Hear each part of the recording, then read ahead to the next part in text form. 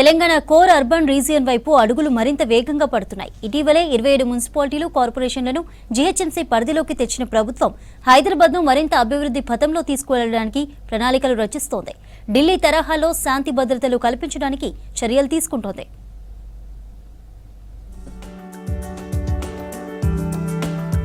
హైదరాబాద్ అభివృద్ధికి దూరదృష్టితో ముందుకు వెళ్తోంది రేవంత్ సర్కార్. జీహెచ్ఎంసీ పరిధిని మరింతగా విస్తరించింది. ఔటర్ లోపల బయట ఉన్న 27 మున్సిపాలిటీలు, కార్పొరేషన్లను జీహెచ్ఎంసీలో విలీనం చేసింది. దీంతో హైదరాబాద్ మరింతగా అభివృద్ధి చేసే అవకాశం ఉంటుందంటున్నారు అధికారులు. ఏరియాల వారీగా సమస్యలు గుర్తించి పరిష్కరించవచ్చని చెబుతున్నారు. విలీనం చేసుకున్న ప్రాంతాల్లో జీహెచ్ఎంసీ హెడ్ ఆఫీస్ నుంచే పూర్తి పాలన జరగనుంది.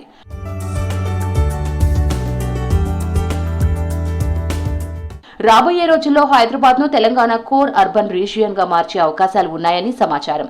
ఢిల్లీలోని నేషనల్ క్యాపిటల్ రీజియన్ ఎన్సీఆర్ తరహాలో ఇది పనిచేస్తోంది.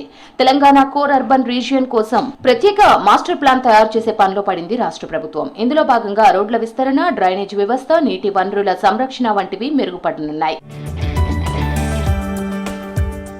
జీహెచ్ఎంసీలో మున్సిపాలిటీలు, కార్పొరేషన్ల విలీనంపై రాష్ట్ర ప్రభుత్వం 3 ఆర్డినెన్స్లు తెచ్చింది. విలీనం చేసుకున్న ప్రాంతాల పాలన జీహెచ్ఎంసీ హెడ్ ఆఫీస్ నుంచే జరుగుతాయి. ఏ సర్కిల్ కిందకు ఏ ప్రాంతాలు వస్తాయో అధికారులు ప్రకటించారు. జీహెచ్ఎంసీలో మున్సిపాలిటీల విలీనంపై తెచ్చిన ఆర్డినెన్స్లకు వచ్చే అసెంబ్లీలో చట్టబద్ధత కల్పించే దిశగా ముందుకెళ్తోంది రాష్ట్ర సర్కార్.